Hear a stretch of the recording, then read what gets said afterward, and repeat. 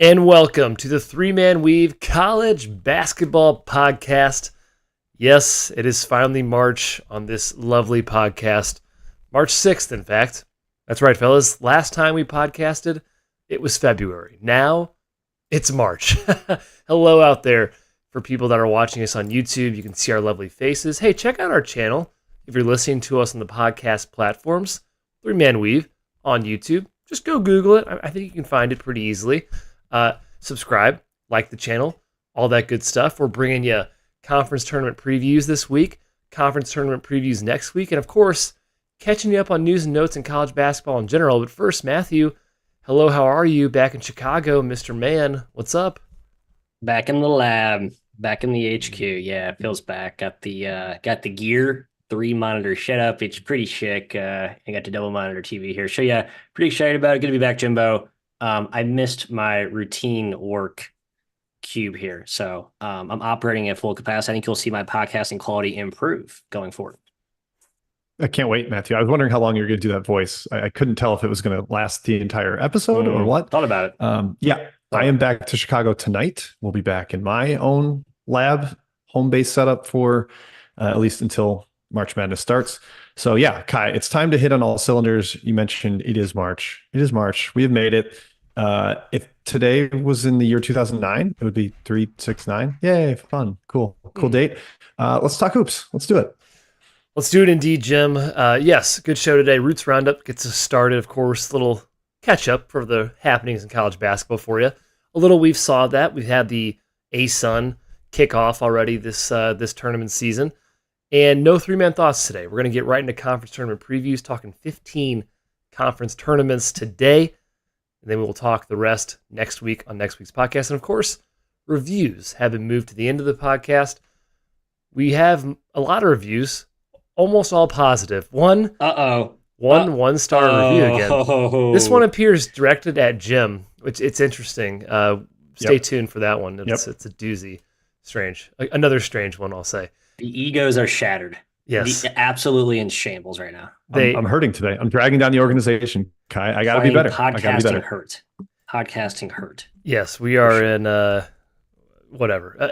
Anyways, Three-Man Weave. You can find us on Twitter and Instagram, 3MW_CBB. Please do leave reviews on iTunes. That'd be fantastic. We will read them on air at the end of the show. Any questions you have in those reviews, all good. Best Bet Show. It's back. If you haven't noticed, we are back on a almost daily basis. Thursday, we're back at 9 a.m., same channel. Saturday, 10 a.m., same channel. We will announce our conference tournament schedule for the following week. We might do it on a different cadence, but we will let you guys know out there. Okay, that does it for housekeeping. Jim, let's get into Roots Roundup and some news and notes. Okay, let's do it. Let's talk news and notes here. Roots Roundup, of course, catching you up on any happenings in the last week of college basketball. Key headline: the players at Dartmouth voted to unionize. Advertisement first, Jim. Well, fine. Get paid. Sponsors, fine. Shout out to CBB Analytics. You can do it. Sponsors. You do it, Jim. I'm pro sponsor. All right. Fine. CBB Analytics, folks, you know it. You love it. It's the best statistical website out there. Best 30,000-foot view of what's going on in college basketball. All kinds of great uses for it. You can pull up charts, shot charts, graphs of two statistical anomalies. Do we have a correlation between one team's offensive rating and their turnover rate? Of course, it's going to be very highly correlated. You can check that out. More than 25 D1 staffs and coaches use this for scouting opponents. So it's not just you, a user. It is used at the highest levels of college basketball. So fans, gamblers, whoever you may be, you can find use in this, especially as we enter March here, the best month of the year. And you can get that whole month off with promo code WEAVE, $40 off a subscription. That is $40 off a fan subscription. And again, that is one whole month off. So you basically have it free all through March Madness. Makes total sense to do this, whether, like I said, diehard, gambler, writer, coach, player.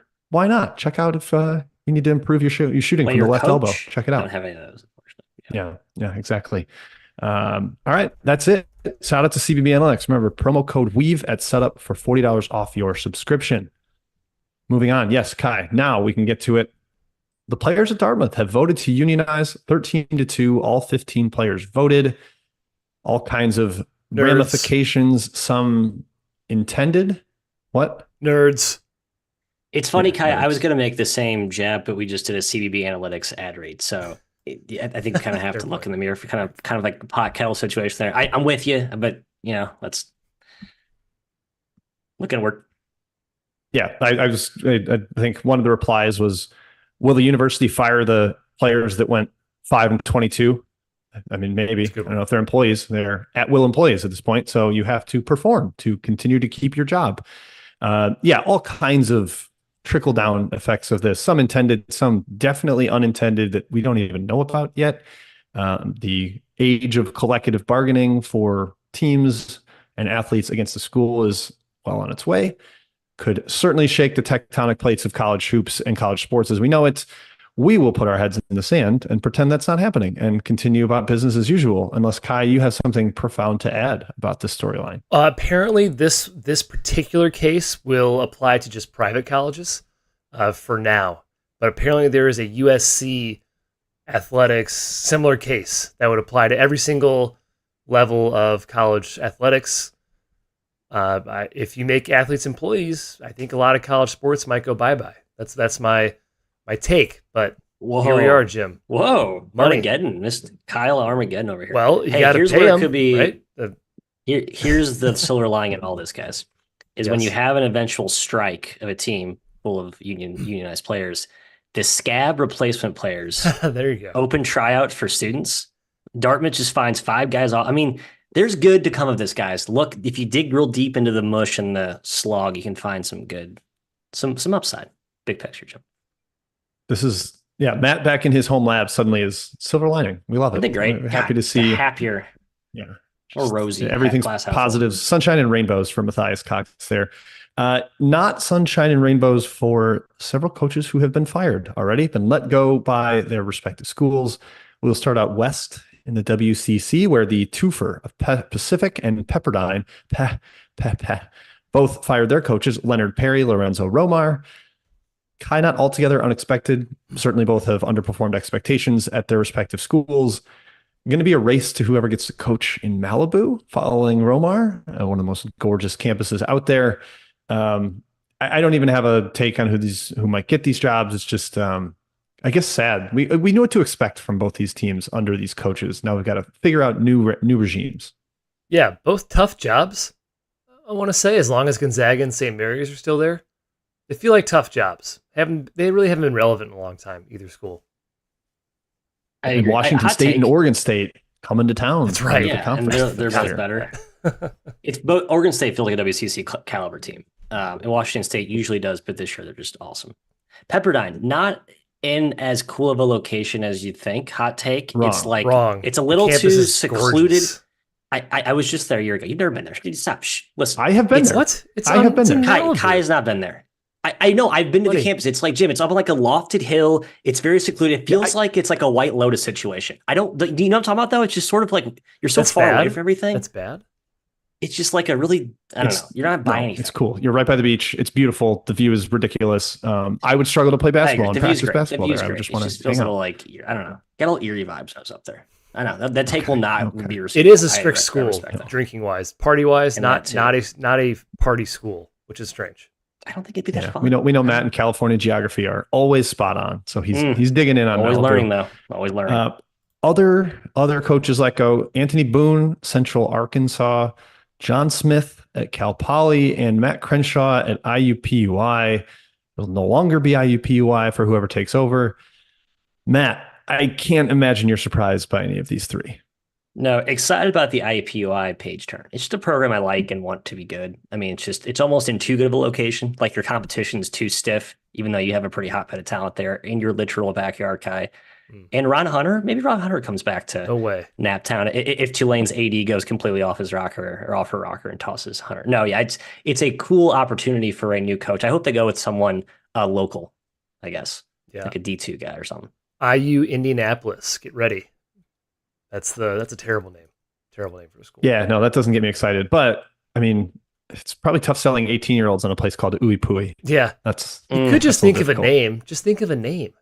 Name it. Yeah. Name it Duke. Think of a name. Duke North. Duke. We took it from We're also named Duke. Okay. All right. deal with it. Well played. But we do have a hiring to report. Old Dominion has hired Mike Jones, Ooh. not the Mike Jones that is at UNC Greensboro. This is the Mike Jones, former assistant at Maryland, and I believe DeMatha High School, big time high school powerhouse there. I think they're hoping to cash in on some of the recruiting connections that Mr. Jones has. Wonder if Maryland's recruiting dips at all, but they did just pick up Derek Queen, so maybe not worried about that. And then promotions, Matthew, I know you're excited about Mr. Sa Nimley at Charleston Southern, having the interim tag removed, taking over for Barkley Radabaugh, Charleston Southern, not in the southern part of Charleston. There's your fun fact. Yeah, weird. I read that, I think Trilly mentioned it's a very undesirable job. Like many people, I think, just didn't even want to take a phone call because they have very little funding and very little NIL. But man, Charleston, guys, I think we're fans of the city. I think it's for an assistant looking for a D1, quasi promotion, depending on what the price tag is. I feel like you got to just take that. No? Well, for somebody that's throwing Malibu under the bus, and now he's talking up Charleston Southern, which is not in Charleston, really. It's like north of the city. Yeah, fine. That's pump your brakes. Fair point. Fine. So congrats to Sa Nimley and his gig. I'm glad he has the full time. They played much better down the stretch, and I hope he enjoys his time there and wins lots of games. Yes, indeedy. Transfers. We do have Houston Millette hitting the portal from Pepperdine. This is basically a Kai King Theoden voice. So it begins. Transfer season is here. Portal season is here. Millette's coach obviously fired, just mentioned in the previous segment. We're going to have a cascade of names. We're probably not going to cover each one of them as they come into the portal through the NCAA tournament. We are going to focus on the ball on the court. We'll catch up with all of that in April after the big dance and give you a nice transfer portal breakdown. So don't worry, even if you feel behind when it initially hits like a wave, we'll catch you up. Injuries to mention. Guys, we thought Kevin McCullough might be like sidelined for the year and struggle and never be the same. Matthew, he's averaging 24 and 3 with 2.5 steals a game in his 2 games back. He looks just fine. Kansas looks just fine with him back in the lineup. Yeah, they beat K-State so badly that the handshake line afterward became a whole thing. So, yeah, KU's fine, right? I feel like Bill Self is a really good, evil wizard where when you least expect him to do well or when you doubt him, he has a way of kind of rising up. And obviously McCullough with the kind of shocking health turn based on what we had read earlier, not surprising. Kai, what happened? Your beakers, your thoughts. What happened in the handshake line? Jerome Tang didn't shake their hands afterward. Is that right, Jim? Bill Self took some slight exception to it. I didn't catch this. Not very Christian of Jerome Tang. Let me gather the transcript here, but yeah, there was a little bit of a. He goes, when we kicked their ass, or when they kicked our ass, we shook their hands, but apparently he didn't say ass. There's no way he said ass. He said behind. Let me find his it. bottom. We kicked their bottoms. I think he said butts. That sounds right. That sounds much better. Buttocks. Yeah. Okay. A couple other injuries. Tyler Kolek has an oblique issue for Marquette, and I just want to give my heartfelt thoughts and condolences to Marquette, considering he got hurt last year and cost them against Michigan State. We don't know if he'll be back. They say they're going to, reevaluate him before the Big East tournament. I've heard some pessimistic whisperings. Kai, it's just a bummer. Super fun player to watch. Marquette is super fun offense to watch when he's out there doing tag team pick and roll stuff with Iguodaro. Might not get to see that. Hopefully he's back in time for the big dance. Yeah, second straight year, right? Wasn't he out for last tournament too? Just blows. Yeah, he played. It was like through an ankle injury or something. He was a shell of himself. Yep. These late season injuries going into March, guys, are the worst. Let's avoid it. Let's avoid it if we can. Yep. And Kai, our 200-1 Dayton ticket might be flushed down the toilet already. Javon Bennett could be out for the year for Dayton. He's got a thumb issue. He's going to be seeing specialists through the end of this week, getting second and third and fourth opinions. Kai, we hate thumb injuries because they suck and are painful. Thanks. And 2, hate a team losing their backup point guard when the starters are already out for the season. Bennett's been really, really good filling that role. Dayton basically down to 5 players now. It sucks, Jim. I thought we had a really good price, and we did. They were projected like a 4 seed when we grabbed it, so it was a good bet. Without Bennett, they're in trouble. I probably get to choose to lose first round as a 6 seed. Yeah, that seems about right. Fair enough. All right, moving on. No suspensions, no dismissals. Mum's the word for Matthew, but Kai has a Reddit stat of the day. A Reddit side of the day from Weather Ninja, the username for Reddit, this particular post. Isaiah Cozart, guys. Eastern Kentucky, big man. A shame they lost, by the way. Boo-hoo for the Colonels. Some shot blocking facts. If you're not aware of Isaiah Cozart, he is a shot blocking god in college basketball. He averaged 3.87 blocks per game this year. That's nearly one full block more than any other player in the country. He is the shortest player in the top 15 of blocks per game. He's 6'7". He has a 7'1" wingspan. If you're wondering there at home why he's blocking so many shots, that's the answer. By himself, he would rank around 110th in blocks per game for entire teams across the country this season. He outblocked every single ASUN team except for Kennesaw State, and he is now the all-time block leader at Eastern Kentucky and in the ASUN conference, despite playing just 2 years for EKU. Incredible stuff, Isaiah Cozart.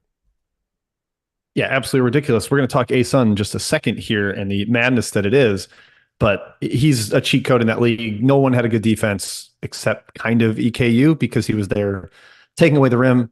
I will mention he shot like 40% from the free throw line. It was a major liability on that. I was going to go there, Jim. That's Thank okay. you for going there. Yeah. He's a defensive force. 54% this year. How about that? Yeah. Oh, okay. I know. All right. Better. He was at like 30%, positive, I think, at one point this season. So. Yeah, well, he got hot. He got hot from the free throw line. Cozart, fun player, though. Sad that his season is already over. And we're going to talk. We saw that now. But Kai, before we talk, we saw that. You know I'm on it. I'm always sharp with the ads. You know what else is sharp? The razors of Manscaped. You're darn right, Jim. Manscaped is our sponsor for the podcast. I'm just switching the outline here for folks at home. The colors. We do everything here at Three Man Weave. Three-man operation here. But Manscaped, folks, yes, top of the morning. This episode is brought to you by the St. Patrick's Day Shamrock Shavers. Manscaped this year, don't just chase rainbows, make your own pot of gold and groom your little leprechaun with leaders and below the kilt care. Say goodbye to your clover forest with Manscaped's Lawnmower 5.0 and let your confidence shine bright. Embrace the luck of the Irish and join the 10 million men worldwide who trust Manscaped. Head over to manscaped.com and use our promo code 3MW for 20% off plus free shipping. Ever since I've used Manscaped, and folks, there's the razor. Boom, you can see it right there. Fantastic little guy there. I can proudly say, Jim, that I've found my pot of gold at the end of the rainbow. Maybe, Jim, it's time for you to meet. It's time to meet your new lucky charm, Jim, for St. Patrick's Day. The Lawnmower 5.0 Ultra. I know you got it. You love it? Do you? I love it. I'm trimmed up, Kai. I'm looking fresh. Fantastic. Prove it. No. Okay. Kai, do you live to trim or do you trim to live? Jim, Matt, I live to trim. It's equipped with dual LED spotlights. Navigate your shamrock patch in peace. Worried you'll make a mess? Fear not. This wonder is waterproof. Shave by the misty moors under a waterfall or even during a rain dance. Compact case makes an ideal companion, ready for any adventure or last-minute plans. Get 20% off and free shipping with our promo code 3MW at manscaped.com. There's a link in the description below. That's 20% off and free shipping with code 3MW at manscaped.com. This is St. Patrick's Day. Make sure your little hairy leprechaun is luckier than ever with Manscaped. Give your balls a tongue. All right. Beautiful. Hi, to you for we saw that, Mr. Host. All right. We saw that, fellas. A quicker section because we have, of course, our conference tournament previews to hit. The ASUN is where we're going to start off here. The ASUN is bananas. It's nuts. The underdogs in this conference, the lower seeds, are actually 4-2 right now in conference play. We will hit the remaining games in this league, but it's good to reflect real quick. North Alabama beat Lipscomb at Lipscomb on a buzzer beater. Jim, it was nuts. The Lions led the entire game. Lipscomb came back, tied it up, and then KJ Johnson, a former Lipscomb player, hits a runner as the time expired to win the game. Wow, fantastic. Yeah, it was one of those games with a Marcus Page shot where Owen McCormick hit like a 29-footer trail three to tie it up. And everybody's like, all right, that's it. Going to be crazy overtime. And KJ Johnson was having none of it. The Chris Chiozza vibes here, sadly, as a Wisconsin fan, just kind of the off-balance runner right at the edge of the three-point line. Bummer for Lipscomb, bummer for fans watching their former player rip their hearts out. But a dramatic, wonderful moment to kick off conference tournaments here in March. Yeah, not the only fan base that had their hearts ripped out. EKU, we alluded to it. Jacksonville, the lowest seed in the tournament, the 10 seed. They knocked off Eastern Kentucky. Tell you what, Jacksonville does not look like a 10 seed in this league. 5-11 in the ASUN is ridiculous. Robert McCray is a legitimate, like, power conference level player. He's their de facto point guard. He handles the ball a lot. And Bryce Workman is incredible up front. Jacksonville looks very, very dangerous going forward. And then Austin Peay won in overtime against North Florida. Another very crazy end of game sequence. The Peas, the Governors, are the 4 seed in the tournament, and they are now advanced to the semifinal. So again, we'll talk ASUN tournament coming up, but a wild week so far already in conference tournament action. Hi, your boy Corey Gibson, rocking the Army boots and just going to. He has from day 0 to day now. Was there an explanation on the pants? Kai's got it. He talked to me in the offseason. I didn't want to tweet anything just in case, like, he always wore this, but he was wearing full on camo pants and like Army boots. And I was like, this has to be. He's going to serve. He was going to serve. Exactly. Just like he told Kai. I think that's what it is. Kai, he foreshadowed this whole thing. It's like he's a prophet. I mean, amazing stuff. Got on the scores table, gave a Devendorf light. Yeah, Corey Gibson, the coach of Austin Peay, interviewed him during the offseason. All he told me was his team's going to serve. And that, literally every answer was, we will serve. He's a very gimmicky coach. Very gimmicky coach. Wow. But he has a lot of passion. I'm sorry. I draw the line somewhere on the gimmicks. Come on, man. Just talk to me like a normal person. The guy's like our age. I can't stand that type of stuff. But hey, good luck to him. He's a great. That game was absurd. Motivator. That game was insane. Yeah. I watched the final 12 minutes of regulation and overtime. Austin Peay played Emmanuel, the guy with one arm, for like a minute. Otherwise, it was 6-3 and under. They had no rim protection whatsoever. Both teams were just getting layups at will. Bucket, back and forth. I have no idea how either team got a stop. Insane comeback, wild overtime. Absurd. We're in store for more insanity in the ASUN, and again, we're going to discuss that shortly. Holy comebacks, more craziness, but not of the conference tournament variety. Matthew, why don't you talk about what you saw in terms of comeback land? Yeah, I feel like there was a lot. So I went to a lot of comebacks, that is, over the weekend. Just anecdotally, some loud ones for sure. So I went back and looked at KenPom, his top excitement scores for comebacks, biggest margin of comebacks this season. I believe there's 4 that cracked his top 100, or 5 that cracked his top 75 or 100 for the year. Anyway, the crazy ones got my attention, all of which had pretty serious ramifications, by the way. Minnesota up down 23 to Penn State, came back and won, much to Kai's chagrin. But the real one was Memphis, like down, dead, buried against UAB, season circling toward the drain, and then, oh my God, they looked like the best team in college basketball for 20 minutes. UAB certainly helped with that. Andy Kennedy gifting them 4 straight points on just like a bogus losing your mind technical did not help. Actually, that gave Memphis the lead, and then never looked back from there after slicing the 16-point halftime deficit in like a matter of 4 minutes. BYU down 17, ended up covering against TCU at home. Texas Tech 16 versus West Virginia. Indiana, who we thought was dead, maybe resurrected with Xavier Johnson back. 16-point deficit at Maryland, got it done. And Baylor continues to pound cement their place among the nation's elite. 15 points they led. They trailed Texas after Texas was piping hot, came back and won and covered as well. It feels like there's a lot of volatile in-game swings this year, Jim. Am I just making that up? Is this like every year the bubble's tough thing, or just like it seems like there's a lot of holy NBA type fluctuations late in the year with the way the season's gone? I don't know. Maybe it's in my head. Yeah, that's the comparison I was going to make. Like the extremes of just live bet the team that's losing by a lot. They're going to come back. They're not going to roll over. I thought we were going to see that in the Horizon tournament. A really strange place typically is IUPUI started to mount a comeback. Purdue Fort Wayne against Robert Morris almost got close. I think that is part of the end of the year as teams dig their heels in. This is the final effort, your last stand. Right? There's no real reason to roll over and die. But some of these were absurd because they weren't last games of the year. It's just momentum is real, Matthew. Yeah, if you watch that Baylor Texas game, especially at home, yes, yeah, Texas was rolling early, and then in the second half they were like, "Oh God, what do we do?" Could not score, could not shoot, got bad shots. It's very clear. You can feel it. You can see a team start to get timid, and we saw it a lot this week. I wish I'd watched that Memphis game from down 22 to winning by 19. Just ridiculous. Yeah, it was Yeah, Kai, 5 of the 6 at to, home. 5 of the 6 at home. Home court matters for this kind of stuff. Go ahead, what are you saying? well, yeah, it was like 60 to 26 in the second half. Memphis beat UAB, something like that. I had to like double, triple take my score app. It's like, that can't be right. Yeah, and then Wake Forest should have come back. They were down 24 and they almost Great call. completed Excellent it, call. and they lost to Georgia Tech.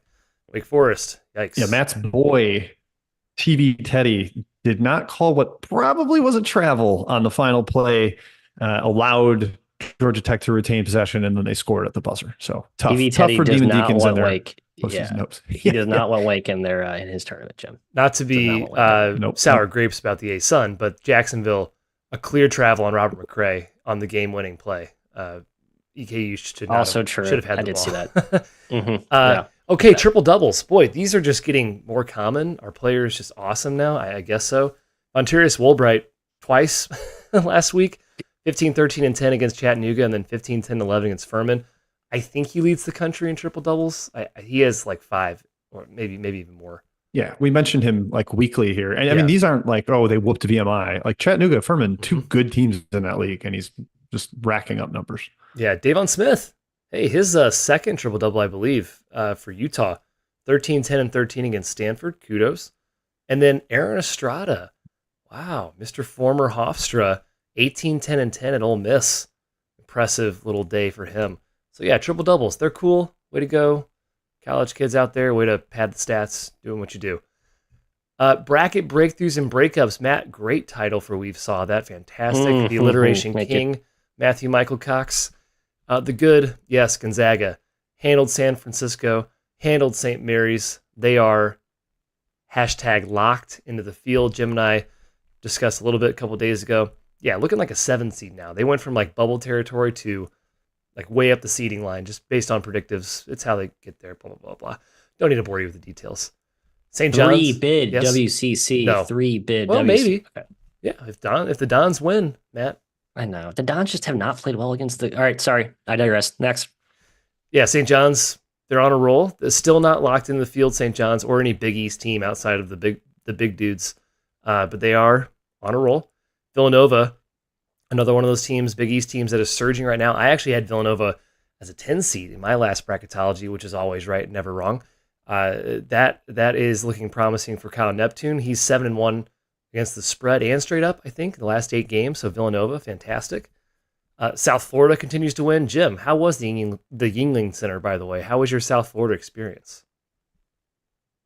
It was popping, and it was really cool because I was here 4 years ago for a UCF South Florida game, and you could count the amount of people there, like just doing the finger check. And this year they had every section open. Student section was packed to the gills, the entire side behind one basket, like branching out in both directions, stuffed with students. Clearly a great energy there. Senior night, emotional hugs with Selton Miguel at the end, the guy who's been through some bad teams at South Florida, now champion of the league. South Florida's good, man. I get why the resume is not where it needs to be, but they don't beat themselves. They play within themselves. They get the ball to the right guys in the right spots. That's a credit to Abdur Rahim. And they're fun to watch. They bomb threes, and they can light it up. Yes, they are. Hey, we'll see. If they don't win the American, it's going to be the committee's going to have a decision to make. We've seen Washington get left out of the tournament as Pac-12 champion with a gaudy conference record back in the day. There's precedence for it. Utah, yeah, Matt, Utah torched 2 Bay Area schools, combined 50 points. The Utes are starting to climb towards the tournament. Come on, Craig. Battle. Yeah, let's battle. I personally think they look on the right side in right now, but most people have them on the outside looking in. It's a Rorschach. Yeah, same, Kai. Yeah, you think so too? I was with you. Yeah, and I was surprised at how little momentum there is for that opinion. Plus, they've had injuries, so it's strange. They'll get overlooked, but does the 9-9 Pac-12 record, is that an eyesore? Do we not? We shouldn't care about that. It's not supposed to be, but you never know what goes on. It's not on the team sheet. Yeah, right. Yeah. And then yes, Iowa as well, and you could even say Ohio State. Both teams kind of getting close to the bubble, flirting with it. And then the bad, Wake Forest. Jim, the resume still is kind of right there. We have Rocco Miller in the chat, good bracketologist. Wake is not dead still somehow, but man, pick up another Q3 loss to Georgia Tech. I hope they're dead. I'm tired of this. And I love that we just had a whole section on their eye test and how they should be in the tournament. In the ACC, it isn't fair. Well, you can't keep losing games, man. I don't know what to tell you. Like, you're not a tournament team. Real quick, should we mention Colorado if we're going to mention Utah? They have won 4 in a row. Yeah, They Colorado's also swept, because they did the same thing Utah did. swept the so. And they certainly have an injury asterisk for them too. So you basically make a very similar case for both Utah and Colorado, who are, I guess, are neck and neck in the bracket S curve, right? Yeah, probably very close together. Wake Forest, the big one thing that Rocco cited to me, the only teams they've beaten not in Winston-Salem are at Georgia Tech, at Boston College, and Towson on a neutral. They're 3-11 in games away from home. Yeah. Have beaten no one even remotely close to the NCAA tournament. That is a major blemish to go with their bad resume metrics, Kai, and 2 Q1 wins. It's funny, they lost at home last night, Q3 loss, but they gained a Q1 win because Florida jumped up into the top 30, blowing out Alabama. But I don't like the resume. I don't like losing to 3 non-tournament teams down the stretch when you were big favorites in 2 of them and pick them in the other game. I get out. I don't want you. I agree, Jim. And it sucks. We like Forbes. I even like the team, but you didn't perform. Same. Michigan State, careful. They're reeling. 3 straight losses. They're still in right now, but you got to stop the bleeding at some point. Perhaps they do it against Northwestern tonight as we podcast during the day. Cincinnati's probably not going to get there. They've been kind of spiraling as of late. And Seton Hall, still, I think, on the right side of the bubble, but it's play-in territory for them. They got blitzed by Creighton and UConn, obviously 2 pretty tough games there. We'll see if they can get back on track. But Seton Hall, tight butthole time in New Jersey, I think. And then finally, Jim, just one bad loss section this week. Akron. They lost as a 21-point favorite to Eastern Michigan. Holy moly. What a result. Yeah, this is a Jim rant. This is how the hell am I going to lose a MAC future because this team loses at home is 21-point favorites to Eastern Michigan without its best player. They lose on a tip dunk in the final possession. It's just absurd. They missed like 4 free throws in the final minute, gave the game away. Now they're tied with Toledo. I believe Toledo is going to hold the tiebreaker by way of best record against Ohio, the number 3 team in the standings. So unless Kent State, without Chris Payton, goes into Toledo and wins on the final day of the season, this cost me a significant chunk of change. Screw you, Akron. That's tough. A 21-point favorite, that's just baffling, especially how Akron's pretty much dominated the league the entire season. Yeah, very, very shocking. Okay, that was We've Saw That. We are going into, conference tournament previews. And fellas, we got a bunch to hit. Like I said at the top of the show, 15 conference previews to talk about, a couple of which have already started. We'll get you caught up to speed, give our picks, talk favorites, talk storylines, talk some dark horses, all that jazz, 3-man weave style. But first, let's give thanks to Home Field, our loving sponsor throughout the year. I'm not wearing a Home Field shirt. That's actually very rare. I usually am. But if you haven't heard of Home Field, they make premium collegiate apparel for schools of all sizes. We're talking Power 5. We're talking D3. That's right, Colorado School of Mines, Slippery Rock. You can get gear from those 2 schools at homefieldapparel.com. They make great shirts, great hoodies, dad hats, sweatpants, bomber jackets, which look so stylish. So stylish. Can't believe I don't have a Mizzou bomber jacket yet. I'm going to have to add it to my little cart. And you can add it to your little cart as well with our promo code 3MW, 15% off at checkout for the most comfy collegiate apparel you'll ever own. Homefieldapparel.com. Homefield, wear one for the team. All right, here we go. Now, apologies to the people at home. I didn't really put these in any particular order, so sue me. Deal with it. That might be annoying. I'm sure that'll annoy some of the more OCD people out there. I apologize. I was just kind of going through this. You're going to lovingly go through the show notes and put in timestamps, aren't you? I don't know if you're doing that, but I'm volunteering you for it. Probably not. Probably not going to do that. Back in the early days of the podcast, maybe we're on episode 344. It is what it is at this point. Okay, let's start off with at least put them in the notes in the order of what they go in. Yes, I will do that. At least put them in the notes of the order we go. Yeah, so they know. Yeah, absolutely. Summer internships will be coming available next month or 2. Unpaid, of course. Okay. ASUN. Let's talk ASUN. We talked about how wild it's been already. I've ranted about how it's the hardest league to bet the entire season. We're in the semifinals of this league. It ends on the 10th, Sunday. This Sunday. It's actually the second bid though. The OVC will eclipse it and get the first bid to the tournament, I believe. But the ASUN has Jacksonville at Stetson and North Alabama at Austin Peay left. That's the 10-2, 6 and 4 seed. Craziness. Storylines here. North Alabama, this is the first year they're eligible for the tournament, and Tony Poole, their coach, told me in the offseason it was a major motivator this season going into the year. Now, of course, everyone would probably shrug that off like, sure, North Alabama is going to win the title. Yeah, whatever. This team has made the ASUN finals before under Tony Poole without having a stellar season. They could definitely do it. They face a good Austin Peay team. Jim, if they make the tournament, any of these teams, one of these teams will. It's a 16 seed, most likely a play-in game.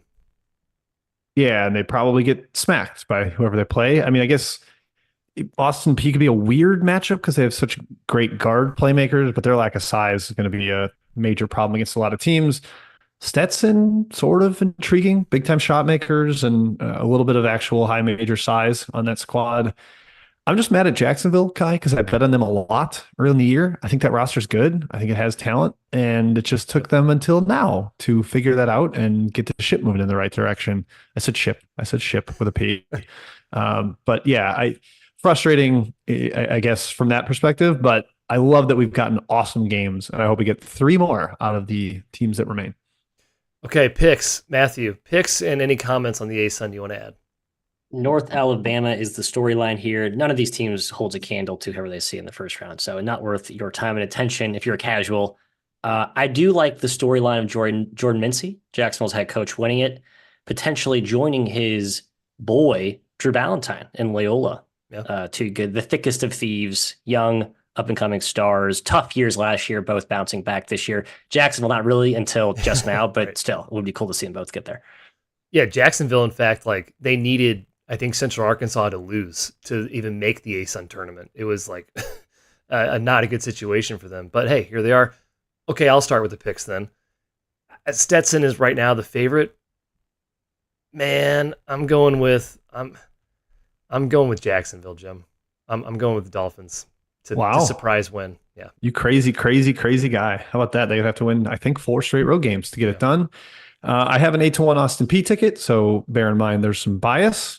I don't think they're going to win, though. I watched too much of that game, too much of that leaky defense. I think Stetson has the guards to match P with also some size. So despite, I think Austin Peay beat Stetson late in the year, I still think the governors fall to the Hatters. Matthew. North Alabama. I already said it. Best guards in the tournament. I disagree with both of you. Lane and Johnson. Stetson. Swinson and Blackman. Best guards in the tournament. Okay, well, Austin Peay's got Sharp, and there's a lot of good guards left in this tournament. The guards are in high abundance, for sure. Okay, good ASUN chat, fellas. America East is where we're heading next. This one hasn't started yet. This goes from March 9th to the 16th. Yes, all the way up to, I think, Selection Sunday is the 17th, so the Saturday before. It's that 10 a.m. Central tip. The title game is on a Saturday, Kai. We love it. It starts an hour earlier than any game all season.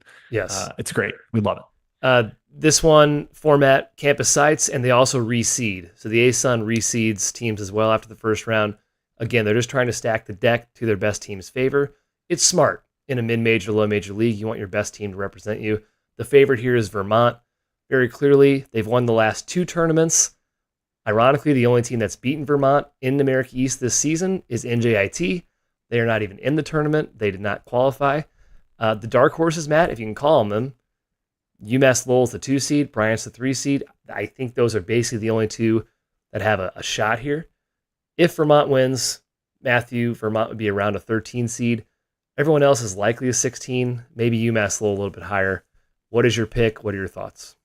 I'm picking Lowell. I picked Lowell last year, and picking against Vermont's the stupidest thing you could possibly do, but I just love Pat Duquette. I feel like he's the best coach in the country that no one ever talks about because he's in the America East, but like he's been pretty insane at the school that isn't a D1 program by any stretch. I like Lowell. I like their talent. I'm sure I'll be laughed at as Vermont wins every meaningful game down the stretch they usually do, but I just like the team. Good ball club. Talented. Yeah, I think that's crazy. Athletic.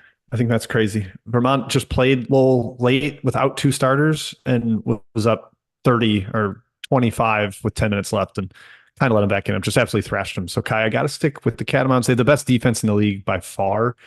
And Bryant, which kind of relies on like great talent, Earl Timberlake is hurt. So I think that diminishes their chance. I mean, he might play, but he's definitely banged up. And Vermont's supposed to get those two starters back for the tournament, Veretto and TJ Hurley. So yeah, I'm going to be boring, vanilla, and go with Vermont. Vanilla Vermont. I'm going with Vermont as well. Love the Catamounts, man. Love the Catamounts. Okay, moving on. Horizon, here we go. The Horizon actually started yesterday on Tuesday, March 5th. Goes to March 12th.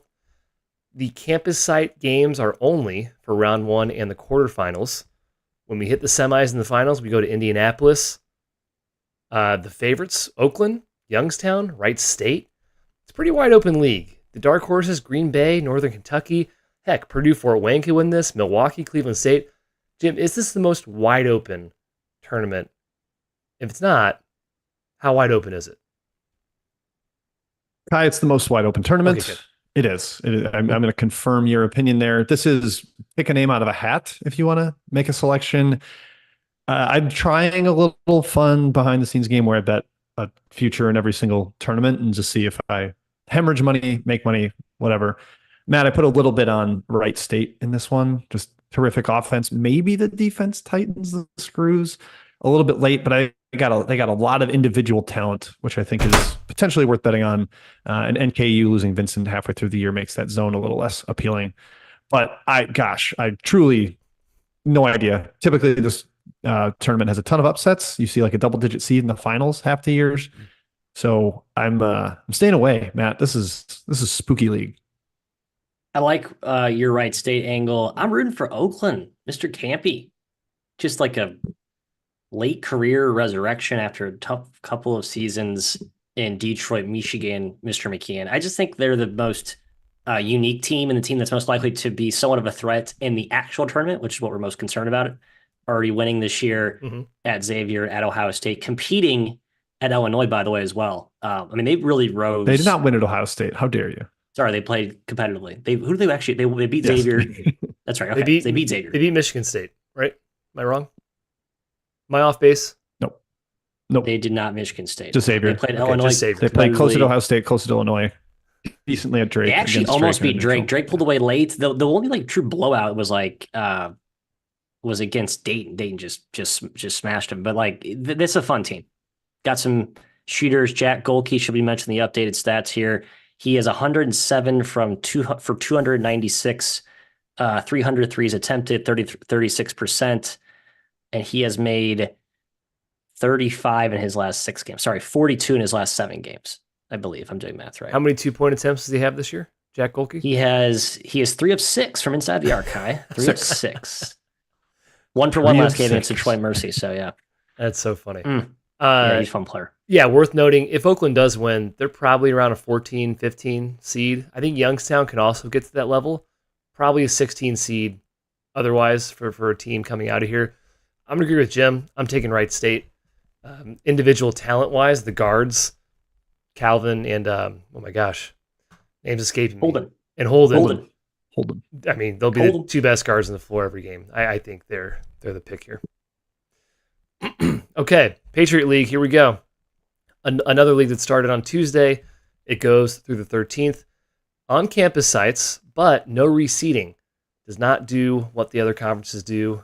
They do not reseed. The favorite here, it's Colgate. In betting markets, they're minus 250 to win this league. If they win it, they will be going to their 4th straight NCAA tournament. If you want to get really technical about it, it'll be their 5th straight NCAA tournament. Apologies to Boston University, who won the 2020 Patriot League tourney, but of course that NCAA tournament was canceled. So it's all Colgate all the time. If there are dark horses here, Lehigh, Boston U, American. But Matt, I just can't see any of these teams holding a candle. Every single team is a play-in 16 if they make the tournament. Colgate might get a 15 if they win. Could be a 16 as well. Your thoughts?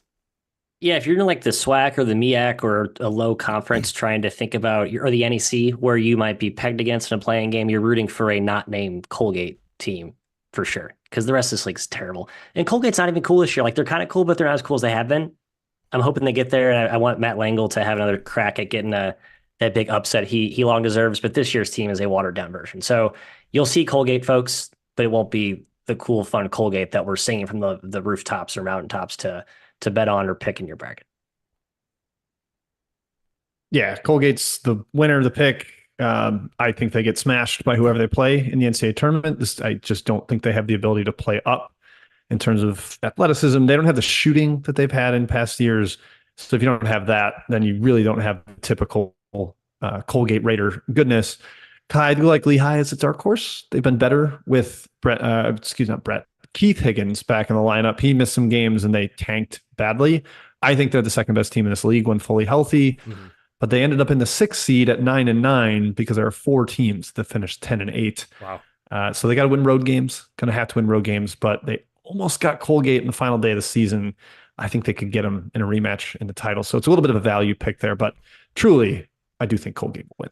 Yeah, Colgate for me, fellas. Colgate is the choice for the weave.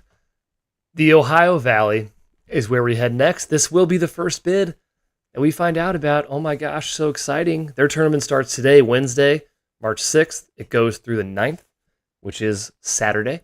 So we'll be talking about the championship on our Best Bet show on Saturday. Tune in for that. Every game is in Evansville, Indiana, neutral sites. 3 teams tied for first place in the league, Little Rock, UT Martin, and Morehead State. But Morehead State lost the tiebreaker, so they're actually the 3rd seed in this tournament, which means they don't get the double bye. Little Rock and UT Martin both have double byes. They are in the semis already. A bit of an advantage. Morehead, in my opinion, is still the best team. Little Rock probably has the most talent if you want to go from that perspective. Jim, if Morehead wins, they might be a 14-15. Anyone else is probably a 16. Your thoughts for the Ohio Valley? Well, Kai, I don't want less head, so I might as well take Morehead. That's what I'll go with here. I'm with you. They're the best team still, despite having to win 3 games instead of 2. They had that weird lull where Jordan Latham got hurt. They lost a game at home to Southern Indiana as massive, massive favorites. And then they got right and they smashed 3 teams to end the year. Spradlin's the best coach in the league. Minix might be the best player. The biggest threat is Little Rock. Matt, as Kai mentioned, super, super talented. Some great down transfers on that roster. But they only played once this year at Little Rock, and Morehead only lost by 1. So I think they get some revenge on the neutral floor, and they win that 3 games in 3 days and take the title here. I guess I'm rooting for Martindor.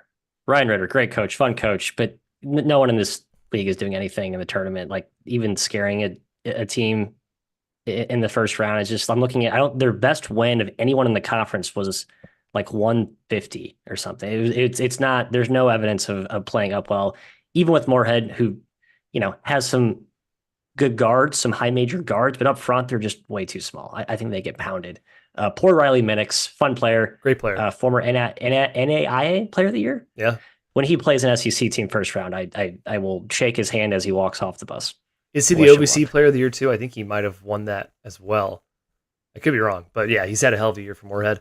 I'll also take career for the young man. Yeah, I'll also take the Morehead State Eagles, despite the lack of double bye from the 3 seed there. And on we move to the NEC. The Northeast Conference starts on Wednesday today, goes through March 12th. Campus sites, reseeding. That's how we're rolling right now in the NEC. A very tight league, I would say. The favorites, if you want to call them that, Central Connecticut and Merrimack.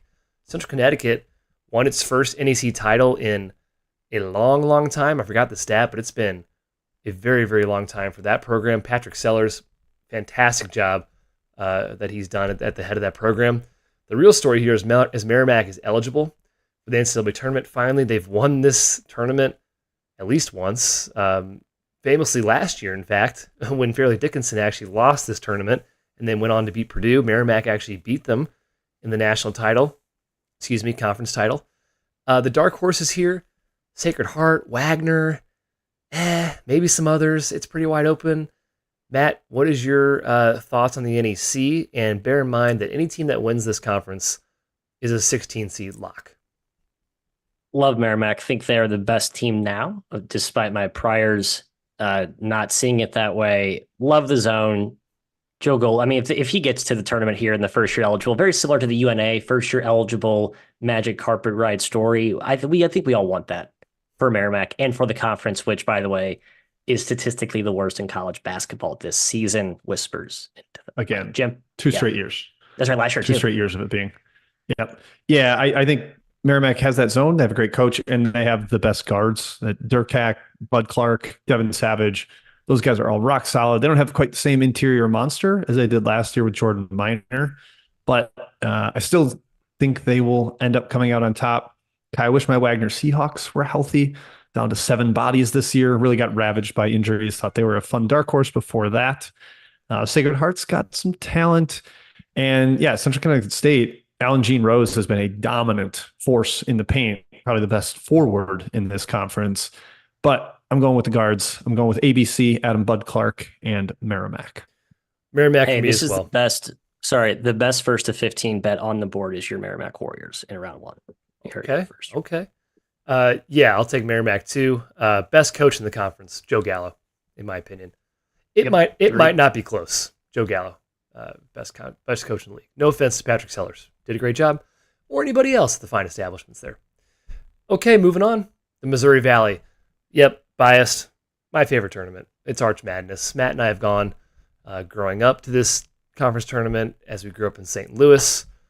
It was at the Kiel Center when we were growing up. That building has changed names a million times. It matters not. It's the same venue. The favorites here, Indiana State and Drake. A 2-bid Valley is kind of in play. If Indiana State and Drake make the title game, there is a situation where either could get an at-large. Indiana State has a much better case. I would hope the committee would do us a favor and put them both in, but we'll see.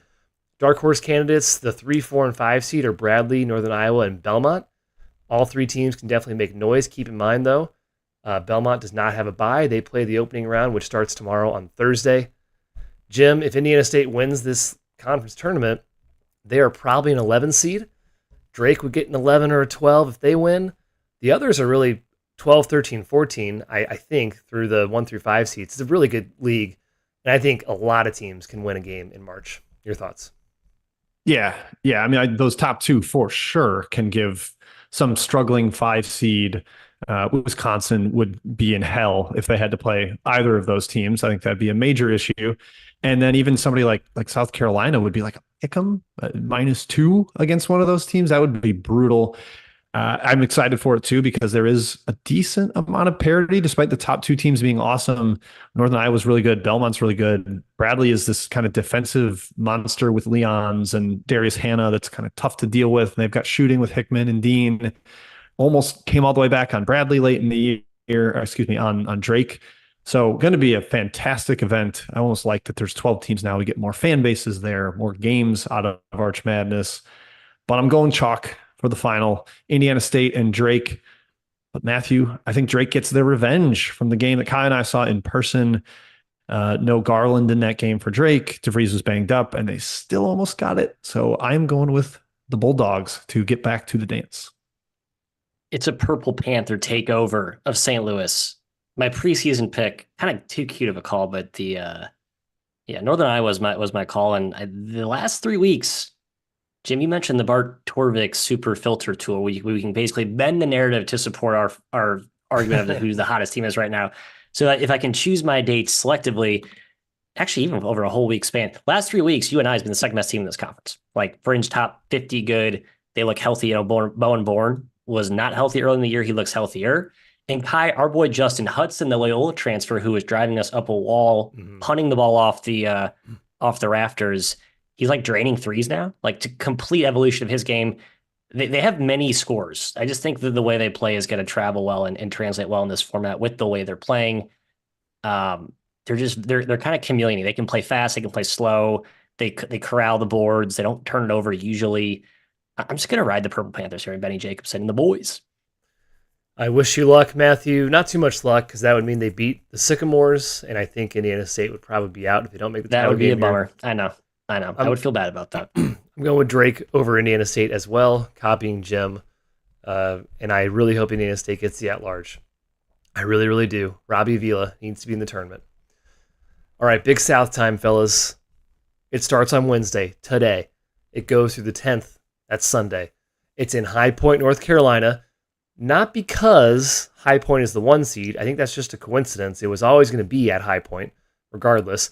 Seems unfair to me, personally, to just pick if they were the 7 seed, it would still be at High Point. I think that's incredibly dumb for the conference to do. It worked out this year, but hopefully they kind of change their mind.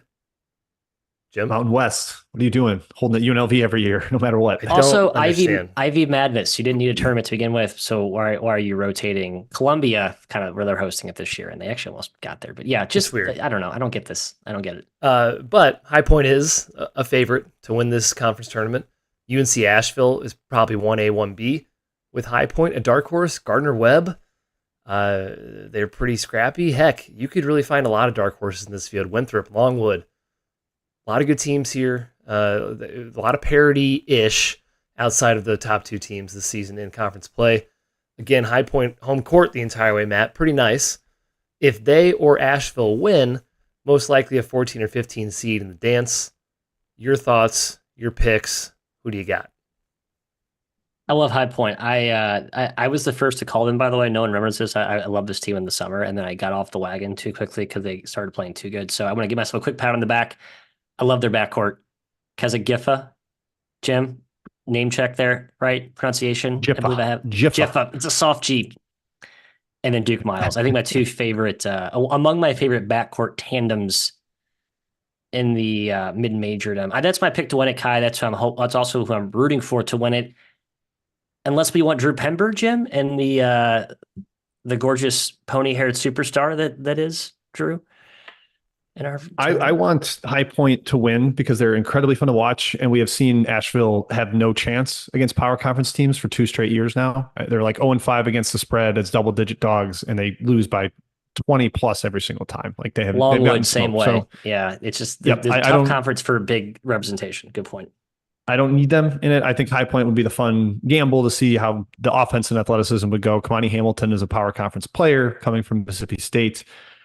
All of that said, Kai, I am picking Asheville. I think the draw is way better for them because they're on the 2-3 side, which means you avoid that winner of Winthrop Longwood, which is really dicey. High Point's only home loss this year was to USC Upstate, the 8 seed. They could have to deal with that.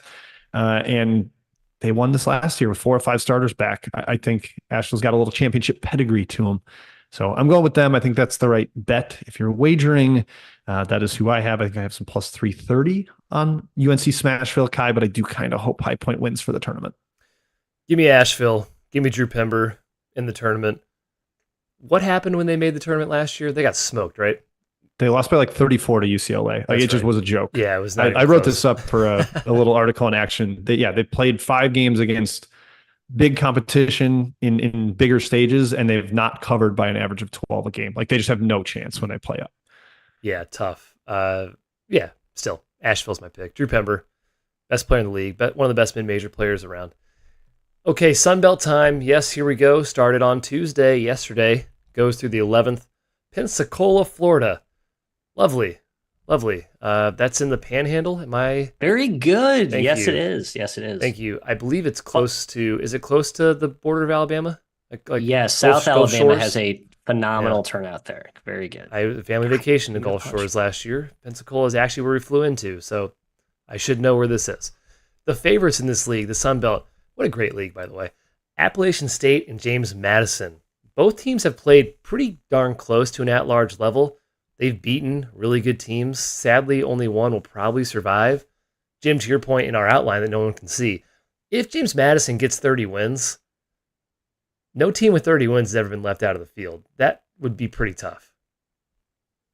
Yeah, well, and it's like, what if it's between them and South Florida? Like, James Madison's only won 15 of their last 17, whereas South Florida's won 22 of their last 24, or whatever it would be by that point if they were going at it. James Madison got hurt by the teams they tried to play not being very good. Like Kent State wasn't as good as they thought. Southern Illinois wasn't a top 100 team. Buffalo was absolutely terrible, and they did not expect that. Old Dominion kind of down here with their coach having a heart attack. It's tough. The toughest game they played was at Michigan State. They won. Mm-hmm. They did not lose to a team not in the Sun Belt this year, and they won't by the end of this tournament. So I think they win. I think they actually get this done, and I'm bummed because Appalachian State is a great team to watch. They got the Auburn home win that shows they can step up in class, and their defense is ridiculous for a mid-major team at the rim, especially. But Matt, I think James Madison's just got a little too much weaponry, and it's tough to beat a team 3 times. Not true. I don't Actually believe that. Correct. Hate it. So Kirkwood High School, how did that work out for you? Right, Matt? Nice. Yeah. They still remember. Yeah. They still remember. You better believe I do, baby. Darn right. Stags up. I think I like JMU better just as a fan. I think in my for real versus for fun bifurcation of this analysis, I put James Madison's more in the for fun, and App State's more of the for real in terms of threat in the tournament. Agree. I think both are underrated on the other. I think App State's more fun too, but I think James Madison's actually a little bit more for real than they probably profile, just because they're smaller, leaner. They don't really have true physicality, but I just think with how unorthodox they are, they have enough talent, like where unlike a Cornell or someone, they wouldn't get run off the floor by a big boy. But who knows? I mean, they basically Michigan State. I know they're not like a great team this year, but they won at Michigan State. I think that's a pretty damn good precedent. So rooting for both those teams. Troy Scott Cross rocks. That's my other guy who I'd like to see make a deep run. Just an unreal coach who gets no love for what he's done at that place. And Arkansas State's had a great year under Brian Hodgson. I think they're a dark horse. Southern Miss has a ton of talent. They made the turn. Did they make the tournament last year? Yeah, I believe. Am I wrong? Last year they lost in the Louisiana made it last year. Louisiana made it last year. Yeah. South Alabama in the deep run, they got white hot, but Richie Riley's squad's not as fierce this season. It's just not. Yes, South Alabama, great run. Yeah, correct, Matthew. Thank you for reminding me. James Madison's gonna be my pick as well. James Madison, App State. If you're a power conference team, you do not want to see either of these teams in the first round whatsoever. James Madison, 12 seed, most likely. App State, 12 or 13. 13, 14 maybe for the others, maybe some 15 in there. But hopefully one of the top 2 guys wins this league and we can see some good basketball in the tournament. Team most likely to get crushed in the opening round is probably a team from the Summit. That's where we're heading next. March 8th through March 12th in Sioux Falls, South Carolina. Not the Pentagon. Sioux Falls is where this is held. The favorite, South Dakota State, the Jack Bunnies. Interestingly enough, though, St. Thomas is the number 1 KenPom team in the Summit, but they're a 4 seed. They're also ineligible for the NCAA tournament because they're still in the transition period. The dark horses are St. Thomas, UMKC, who actually nabbed the 2 seed and has been playing a lot better recently, and North Dakota, the 3 seed, who's been playing a lot better as well. My pick here, Jim, is South Dakota State. They could get a 15, most likely a 16, along with anybody else, a 16. I still think the Jack Bunnies are the class of the conference. What are your thoughts? Yeah, they played really well towards the end of the year when we started to think like, maybe they're not quite the level of some of the past South Dakota State teams. They stepped on throats at the end of the year. Last 2 games at North Dakota State, won both by double digits, beat St. Thomas at home late, the best team per KenPom. So they really exhibited the ceiling that they have. But Matt, you have sold me on your bouncy Kangaroos. That's right, man. Hop along with us, baby. This team can hoop. The more I dug into it, how well they were playing down the stretch. They won some tough road games. They beat South Dakota State at home. They got better as the year went on. Marvin Menzies is one of the best ATS coaches in conference tournaments historically. It's from New Mexico State, dominating that league. But through it, baby. it is true. And draw-wise, Matthew, they're on the opposite side of both the Jack Bunnies and St. Thomas. So you sold me. I'm picking UMKC. How about that? It's very simple, Jim. Here's the formula. North Dakota State for years was dominant in this field until South Dakota State, stepped up and probably has overtaken them in more recent years. But there's a big stretch where they were always in there because they played defense and no one else in this conference did. UMKC plays defense, and their defense is very real. If you watch them, they look like a power conference team. They just don't have power conference skill. I worry if we see them in the field, like if they actually were to win this, Kai, and then they go to the big dance, their offense looks anemic. But I think it's good enough with smoke and mirrors and some plays Menzies runs and the way they can just get on the glass that they can actually win this and sneak into the big dance and punch the auto ticket. This is the only team I would give a prayer to compete in the NCAA tournament if they got there. South Dakota State, they're better, but I just don't think they're going to match up well with the big school at all. Yeah, I mean UMKC, I think we get smashed by a big school. I gotta be honest. I think they can defend well enough to keep it Baylor close. They did can to compete on them, the glass. UMKC But they're better now. They were young. They yeah. got a lot better. I think they're better. I know like the metrics show like they suck against good teams, but they're a lot better right now. Didn't South Dakota State probably was the most competitive team in the non-con? They were early on. Yep. Yeah, And they had the Moore's injury, I think, and they kind of went on to a little skid, and then he came back. And they've been good. They've been fine. You know, I'm probably overly their expectations have gotten to the point where too high, probably. That's fair. Maybe they deserve it. Yeah, South Dakota State's my pick. I love Marvin Menzies, fantastic coach. Him and Johnny Tower, probably 1A, 1B best coaches in this league, in my opinion. Eric Henderson, slight apology there. But yeah, I think one of those three teams probably wins this. Okay, Big Sky, here we come. Big Sky Country, March 9th through March 13th. Boise, Idaho. A lovely city, I hear. Never visited, never been, would like to. Think I do very well there, Matthew. You would do very well there. The favorite, Eastern Washington. The dark horse, Weber State, Northern Colorado. Probably not Montana with the latest injury news, right? Money Williams, I believe. Is that right, fellas? Back? Oh, he's back. Oh, the opposite. Yeah, I think Montana is played like 7 minutes. Yeah. Okay, I thought I watched the game. He looked good. He looked very good. He might have looked good. Test. But man, I think this is Ewash or Weber. That's why I'm picking between here. Ewash likely a 14 if they win this. Weber probably 14, 15. Everyone else 16. Matt, I'll start with you. I'm going Weber. I changed my mind just now. Going Weber State. Who do you pick? I'm going to go Ewash, but I do think the dark horse caliber with Weber and Montana both are very real. Even Northern Colorado, I guess, with their offensive gear. Do we want to just write the Big Sky off for dead in the tournament, Jim? Like I kind of look at these four teams, and they're titillating in their own way to me. But I'm like, no. The Big Sky, just the talent level in this league is deceptively barren. Is that a kind way to put it? Like they just don't have the Jimmies and the Joes. They just don't. I think a lot of these teams don't. It's more system, it's more coach base, which is great. But, you know, for the exception of Eastern Washington, I just don't think any one of these other teams can really step up. I mean, Weber State can. We saw him at St. Mary's, right? Dylan Jones went off. He's got like that pro level upside. But yeah, Jim, sorry. Talk me into reality here at the Big Sky. I can't get seduced by this, I guess, can I?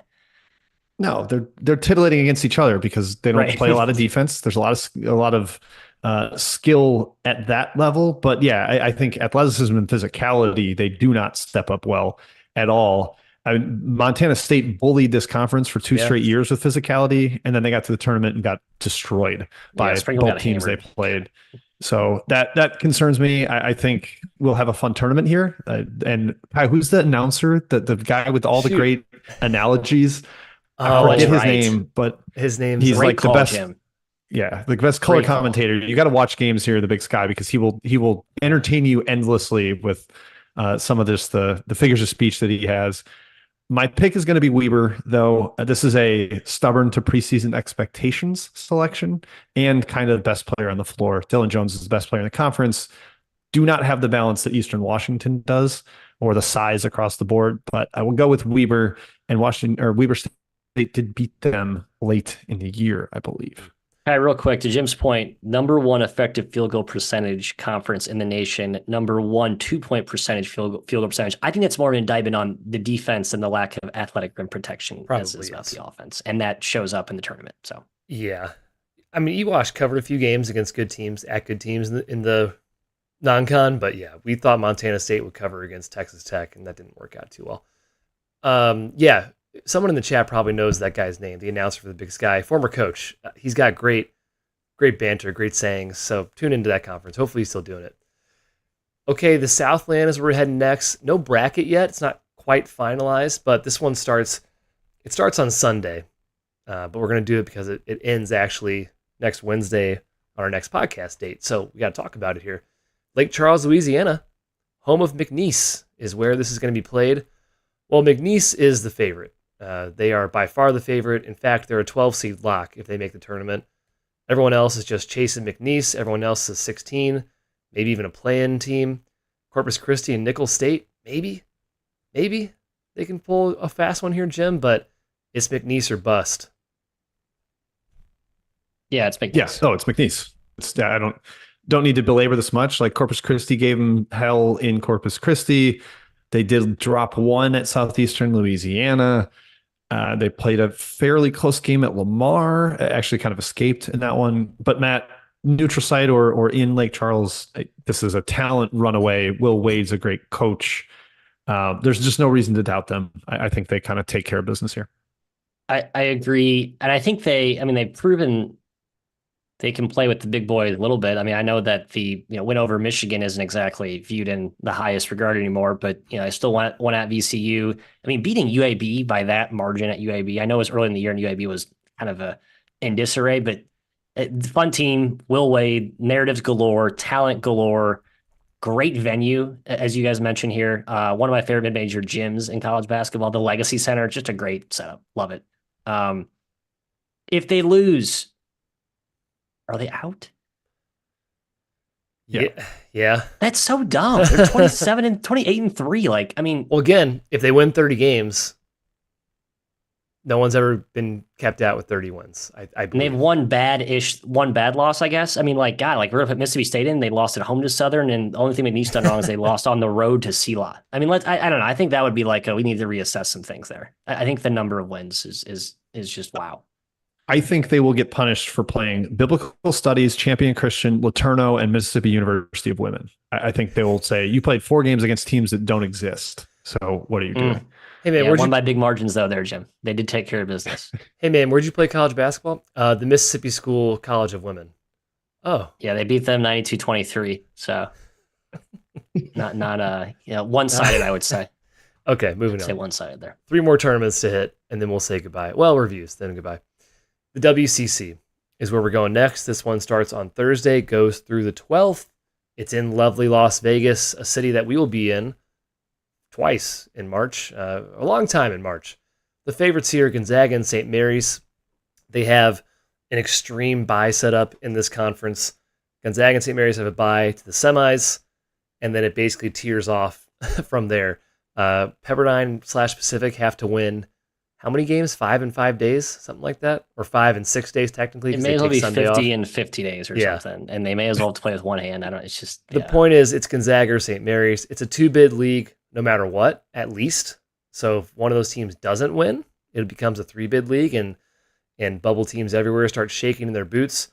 Matthew, does San Francisco or Santa Clara have a chance? And who are you picking? There was a time where I would have said yes to either one of those, depending on when you would ask that question, Kai. I think injuries to Santa Clara, and then also just the precedent that we've seen how they played against the big boys in the conference, St. Mary's and Gonzaga, sort of reinforces that, okay, maybe you're not quite ready for prime time yet, Dons and Broncos, Jim. But I don't know. I still feel like there's some real talent on both those teams that could rise, get hot for 2 games. Just very, very unlikely and wishful thinking for those of you 3-bid WCC fans out there. Yeah, I don't think it's insane for Santa Clara to beat St. Mary's. They've gotten a little bit healthier down the stretch. They only lost by 5 at St. Mary's, and no Joshua Jefferson, like removes a little bit of that athletic juice from the Gales. And they did beat Gonzaga this year. So it's not like they've been completely outclassed playing up. But on the other side of the bracket, Gonzaga likely against St. Mary's in the semis, against San Francisco. They've beaten them 29 straight times. They won handily at the Chase Center down the stretch this year. They are playing incredible basketball, like the best of the year by far for the Zags. They look good. I think Gonzaga wins. I think it's over St. Mary's in the final. Anytime we try to get cute with this league, we end up looking dumb. It's the 2 best teams. They'll meet in the final, and I think Gonzaga wins. I agree. Jim and I have a lot of agreements here. Gonzaga over St. Mary's is where I'm going. The Coastal is where we're going next. The CAA in Washington, D.C. Strange venue for this league. Maybe it makes sense. It makes sense. Yeah. Delaware, Towson. Yeah. All those. Yeah. Yeah. March 8th through March 12th is where this one is. Now, there's a lot more north than you think, Kai. You're right. It's more northy geographically than you think. Four teams, the top 4 teams in this league, I think all have a good shot of winning it. They all get buys. It seems like the title winner will come from this group. However, we have seen teams make runs in this league before. Drexel was a 6 seed one year; they won it. Charleston, Drexel, Hofstra, UNC Wilmington are the top 4. Personally, I'm favoring Wilmington here. I think the Seahawks are going to get it done. Charleston's a great pick too. So is Hofstra. Heck, so is Drexel. Charleston probably is a 12 or 13 if they win. The others probably 13, maybe a 14. That's if the top 4 win. Jim, how do you like the CAA? I love the CAA. It's a fun tournament to watch if you have Flow Hoops. If you don't, Yeah. go F yourself. So sorry. But I think the semis and the finals are on CBS Sports Network, so you actually get to watch the big rounds, the better games. Kai, do you remember in November when Charleston couldn't make a 3 and we hated them and we were mad and they drove us nuts? Since February 1st, Charleston has made 40% of their threes en route to winning this conference. They have gotten scorching hot from beyond the arc. I think that's a little more true to their ability, at maybe not quite 40%, but they're a good shooting team. That said, man, I'm going Hofstra. I kind of like that nucleus they have. They don't have a lot of depth, so it's going to maybe struggle in this kind of a setup, but half court scorers, they've got a lot of them, and I don't think Charleston's transition attack will be as potent in a postseason setting, and it's not as good as last year's team. I know you've been saying that. I agree with you. I would go Hofstra and let Wilmington and Charleston beat each other up on the top half of the bracket. I think Charleston wins it. Jim, I said it's not as good. Feels it's getting pretty damn close to as good the way they've been playing lately. Like they've kind of figured out some of the optimal guard pairings. I know Kelsey talked about how like a bunch of new guards, complex system, how do they fit? And so I feel like now they're starting to play really well. And yeah, when they're making shots, they almost beat San Diego State last year without making shots. That's why I think it's a team that profiles well in the tournament. The possession tug of war is like Kelsey's MO. They dominate the glass on both sides. They don't turn it over. They're not forcing that many turnovers this year, but if you could win 3 of those 4 boxes, you're going to be in pretty good shape, as they did against the Aztecs. We're right there down the stretch. Same recipe can work. Just avoid the Hofstra, UNC Wilmington, and Drexel landmines. I think it'll be fine. Northeastern sleeper. That's all I have, Kai. Yeah, we disagree on that Northeastern sleeper take, but I respect your take. The Huntington Hounds. I mean, come on. Is there a better nickname reference in college hoops? It's just too good. That's too good. Probably, but we'll give it to Northeastern for the sake of brevity. Thank you.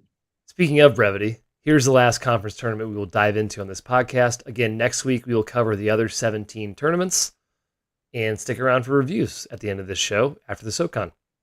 We should also probably plug the Circa thing. I'll do that after this one.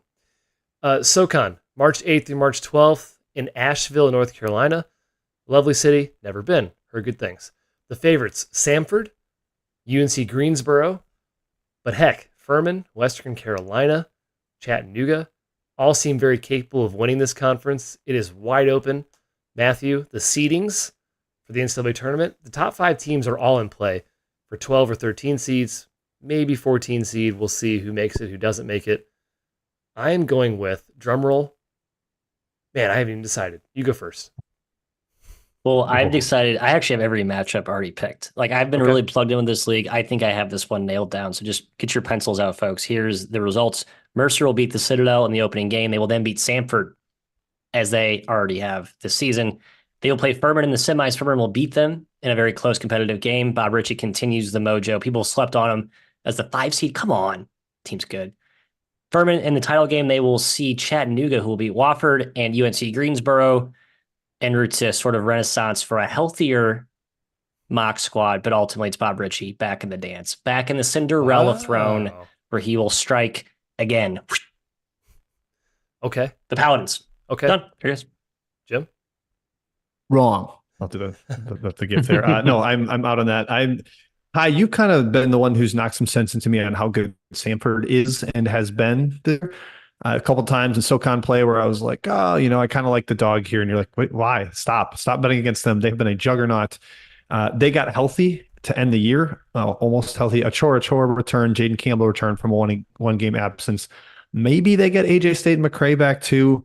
I think they exact some major revenge on Wofford, Matthew, and Mercer. Really, a couple disappointing road losses there late in the season. I think Buckyball gets to the dance, and I saw one a bracket, Kai, that had Samford against Alabama in the first round, and I was like, 95 possessions, please? Yes, yeah. I'll take it. So I am rooting for Samford, and I'm picking Samford. Greensboro and Western Carolina also intrigue me, though. Woolbright, best player in this conference. I'm taking Greensboro. I've decided. They're not sexy, but darn it, they are consistent. And Mike Jones, who? Mike Jones, fantastic coach. Greensboro is where I'm going with it. Nice, fun. I like that we picked 3 different teams there. That's rare for Jim, us. Yes. Does it bother you that Sanford gave up 91 and 80 points to Wofford in the Citadel in the last 2 games of the year? That bothered me. No, I think they had already clinched the 1 seed and they were like, we're chilling, baby. We are chilling. Also, Stat Boy, Joe Cravens is the announcer in the Big Sky. Cravens. The king, the legend. So if you find a game that's announced by Joe Cravens, tune in and you will get a gem within the first 5 minutes. Yes, please do tune in. Okay. Okay. It's on Pluto TV, I believe. Pluto TV for those of you who have that. I think we all do on our free smart TV. You can go online, I believe, and watch it too. And get it too, through your desktop. Yep. All right, we're going to end the show with some reviews. As I tease, though, if you have not signed up for the Circa Sports Giveaway, Circa is our sponsor for our Best Bets show. They are giving away a free 3-night stay in Las Vegas over the Sweet 16 Elite 8 weekend. That's March 28th through 31st. All you got to do is put your name and email address in the Google Doc that is linked on our Twitter profile, the pinned tweet on our Twitter profile. Click that, enter your name. Boom, you're in for a contest. Again, 3 free night stay, limo transportation, a no minimum day bed at Stadium Swim, the best pool on earth in Las Vegas, maybe Earth, including Las Vegas. And we'll be there as well that weekend. So you can hang out with us. We can talk about stuff, whatever you want to do. I don't know, stay up late, whatever you want to do. Circa Sports, again, giveaway, the link on our Twitter profile, 3MW_CBB. Also, speaking of Twitter, I'm going to retweet this from our guy, Mike Zhang, but this shirt with our little caricatures on it. I don't know where he got it, but I want one badly. Incredible. I'll retweet the actual picture of it. But I'm a huge fan of Mr. Zhang, I need to know where to get one of those. Incredible stuff. Good stuff. Thanks to Matt Balte, by the way, who made those caricatures. Okay, reviews. Here we go. Several of them. Stick around. There's a 1-star review that goes at Jim a little bit, so that's fun. Okay, Shiver Chandran. I'm sorry if I pronounced your name wrong. How to Save Michigan Basketball. Hey guys, longtime fan listener, best college basketball podcast. All right. With the impending doom that is Juwan Howard's firing, what can Michigan do this offseason to rebuild this program, get back on track akin to the Beeline era? What coaches should we be targeting? How do we fix our recruiting or transfer targeting? As a current student, oh nice, current student. Just want you to know, he wants to know, or she, if there's any hope for the program in the next 2 to 3 years. There's hope. It's Michigan, Jim. It's Michigan. There's hope. Yeah, and there's no easier era to flip a program in basketball, especially where there's only you need 6 guys that are good. They could be good right away. Names to watch. I mean, the typical names for a lot of these Midwestern schools coming up: DeVries of Drake, Medved, Colorado State, Josh Schertz, Indiana State. And I mean, you're Michigan, so you could probably pull someone from a rather large job. Matt, I wrote down Mark Pope. I don't know if he'd be somebody they'd look at. I don't know. I just, they could probably pull a sitting head coach. I started to see the Dusty May whispers for Ohio State. Michigan could probably get a pretty large name too. Why not Dusty May? Yeah, great. We're not discussing Dusty May. Future. He's focused on the task at hand. That's getting our Owls to a national title. And then after that, he'll any phone call will be wide open. But until then, we're not discussing Dusty May's future. Kai, in regards to Michigan, they just won a national title in football. I don't think they care for the next 10 years or so about basketball. That just buys you a decade's worth of runway of futility, in my opinion. But yeah, good money. Tough to recruit to because of the academic standards. I know it's been an issue sometimes. Consideration for some coaches, not for others. Do whatever they did with the Fab Five. Yeah, it was years ago. Times have changed. Shade thrown at the Fab Five for not being Michigan quality students. I don't know them very well, so I don't stand with you on that. I'm not going to go against the Fab Five. I'm not a Jalen Rose fan. I'll say that much. I'm not a Jalen Rose fan whatsoever. I think he's arrogant. I agree. I think he's a little annoying. Juwan Howard's fine, honestly. I don't mind Juwan Howard whatsoever. Okay, Mr. House 31, creative title, the name of the review. Live review coming off watching Jared Lucas down Colorado State, and my fan ego is at a high. Flashback to a couple weeks ago when the Nevada hate was at its peak on this pod. My question is, did anyone have a better February than Nevada? And am I delusional to believe in the Pac's potential to make some noise? Love the work you guys do. Go Pack. Nevada. Jim, their resume is very, very good. Clean. It's crisp. Yeah, not a lot of losses at all total on that resume. They picked up some solid Q1 wins. They won the Diamond Head back in December. Not a loaded field, but it still helps pick up those non-con wins.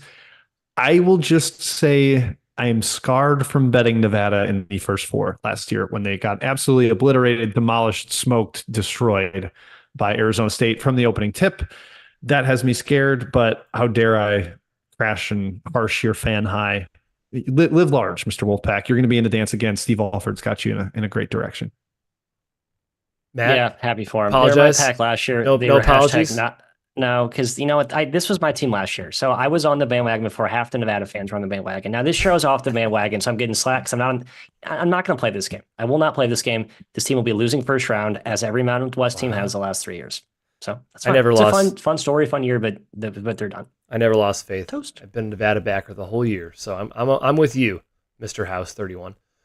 Popcorn John says trying to beat the shot clock. Undisputed best podcast. Aren't we all, John? He has two topics for us this week. With increasing talk of tournament expansion by Power Conference commissioners, what do you feel will be the best solution when it comes to expanding the field? In the event it gets to 96, my gosh, would you be in favor of awarding 2 auto bids per conference, 1 regular season, 1 conference tourney? Second question here. There's been much discussion this season on the dumpster fire that is the SLU Billikens. The writing appears to be on the wall for Travis Ford to be gone. Where do you three lean if you were hiring his replacement? Okay, number 1, the tournament. I saw some whispers today that people kind of expect this to expand to like 72, 76. I hate it. If it went to 96, Jim, which I can't even imagine, yes, 2 auto bids at minimum would be the solution, or at least like part of it, right? Yeah, got to. I mean, it's adding 28 bids, and I'm sure you end up with another 11 via conference tournament failure from the mid-major guys. And then look, there's 17 more at-large room. That's fine. That's plenty for the middling mid-major or middling high majors. I would, it'd be kind of fun to see Tuesday and Wednesday become even more exciting, but then you can start to take a whole week off of work. That's tough. That's a battle. And I don't want to remove the magic of Thursday, Friday, which could get a little watered down by Tuesday, Wednesday being bigger days. But yes, definitely auto bids for teams that lose in their conference tournaments. As for SLU, kind of a lot of the same names as above, the Shirts, DeVries. I mean, they can pay. So they would be tripling Josh Shirts' salary, I would assume. That would be a good place to look. I saw some mentions of Chris Mack because he's one in this league. I've heard he's kind of a strange fella. I wouldn't be all that thrilled about him. Yeah, I don't know, Matt. Are there obvious names I'm missing? Like somebody from the OVC that we should, Preston Spradlin? Like, do you want to go that route? No, I think SLU has higher aspirations, as they should. Sure. I hope Shirts is the guy. Can we continue to speak it into existence and maybe it'll happen? I just feel like that's such a good fit. But what do I know? Nothing. Yeah, Shirts, DeVries, home run hires. That's what I would go for. I think Goodman had a good idea for the expansion of the tournament. It basically make it a play-in, the non-64 team, like make it a big play-in. Certain thing. I don't know, read his tweets, whatever. It's a good idea. If it were to expand, don't expand it. K-Watt 12-17. You guys do such a great job at covering college basketball as a whole. All right. He's a Syracuse fan. Says it hurts to see NC State ahead of us in the net ranking, who we swept. Also seeing Pitt considered a bubble team 40 spots ahead of us, who we also swept both home and away. When looking at quad wins, they all seem to lay out pretty similar. Can you guys help explain to me what goes into the ranking and why Syracuse is down in the 80s of the net? Obviously analytics, but is it because Syracuse hasn't blown anyone out? They've also only played 4 quad 4 games all year, have a solid SOS. Hearing Pitt being a bubble team just grinds me when Syracuse seems to have a sliver of hope to get in. Talk some sense into this fan. Hey, I get it. I would be frustrated too. The head-to-head matchups are tough. Jim, the net formula is a black box. Nobody knows exactly what goes into it, but it is who you play, how much you beat them by. Winning on the road matters a lot. Neutral contests matter a lot, etc. Yeah, how much you lose by matters too. Losing by 15 at Clemson, 29 at Wake Forest, 16 Florida State, 36 North Carolina, 20 at Duke, 22 at Virginia, 19 Gonzaga, 17 Tennessee. Like, they gotten blown out a lot. Yeah. And that is the problem if you're not blowing anyone else out to offset that. then you just kind of look deflated in these rankings. That said, Kai, I think it's a mistake for Lunardi to not have them on the radar at all, given the strength of their resume metrics. They're up there in the at-large vicinity. They were. Yeah. Before they should be in the conversation. Yeah. I mean, like, it's a different profile than South Florida, but it's the same thing in terms of resume metrics are way better than predictives. They just have bigger wins than South Florida and haven't won 19 in a row against the American. They should be in the conversation, but it's going to take a decent amount in Greensboro for them to actually have a real claim. From Blue Chicken in the chat, I thought they said the net didn't include margin of victory. I'm almost positive it does include margin of victory. It includes margin of victory capped at 10, but it also includes efficiency margin, which is not capped. Not capped. So it's almost double counting that. It is. Yeah. Also, I don't mind that. Yeah, if you lose by a lot, you win by a lot, it matters, especially compared to a certain competition, right? Yeah, it's a predictive metric. It's supposed to. Yes, I agree. It's also your own net doesn't really matter for getting in. Exactly. Yeah. It is to figure out how good the teams are that you beat and how good beating you is. Yes. They're not like, oh, this team is 50. It can't get in over a team that's 40. Like, there have been teams in the net 70s that have got in as at large like every year. Yeah. So, last year was the record, Rutgers 70 something like that. Yeah. Rutgers, Arizona State, I think was in the 70s once. It's entirely possible. Pat asked where I can see the formula. There is none. It's a black box, literally. They have not shared it. It's been a point of contention, honestly. It's I believe it's like a machine learning type of model where like it's not like an X plus Y. But the Y point is no one E. knows what it like. That's the frustrating part. It's like, shouldn't it be transparent? I think it should be, personally. Yep. You guys are just too fit. You're just too dumb to figure it out. Okay, we have one. Okay, MCCon 23, all aboard the Casey Ruse train. Hey, we talked to Casey Ruse in this podcast. Jim, why no love for the Casey Ruse? Absolutely an Elflago. Heading into the Summit League tournament. Matt, talk some sense into your partner, says the review, and keep up the good work, fellas. Great podcast for him. We basically just slam dunked his question in the earlier segment. So yeah, Ruse rock. Yeah, I was sold. Said great things about the Ruse. Kai, that's one dunk on me. Let's get to the other dunk on me. Yeah, the 1-star review. Just the Facts 69 is the name. Okay, great. Kind of funny. I'll give him that one. The title of the review is Hot Take Artist. I listen every week. First of all, I don't believe that. I just listened to Jim on Titus. I am glad both showed they are idiots. It is good to know that Jim cares more about show than wins. What does this mean? I don't know. I think, if anything, I've been accused of being a boring, fact-based research robot and not a hot take artist. So I told you guys, I took this as a compliment. I'm starting to expand my horizons as a showing range commentator. Yeah, showing range. Exactly. What does care about show more than wins? 69. What does that mean? All Swedish, no finish, Kai. All flash, no substance. Listen every week. 1-star review. That makes sense. Okay. That does it for us at the 3-Man Weave. We're back tomorrow with best bets. If you're into the best bet sort of thing, if you're a gambler, if you like college basketball betting, we are back at 9 a.m. on this same channel, 9 a.m. Central on YouTube. Check it out. If you're just here for the podcast, we are back next Wednesday, standard time, 1 p.m. Central. Again, check us out on YouTube or listen on iTunes, wherever you get your podcast. We'll see you tomorrow for the Best Bet Show. Till then, be good. Good luck on all your college basketball adventures.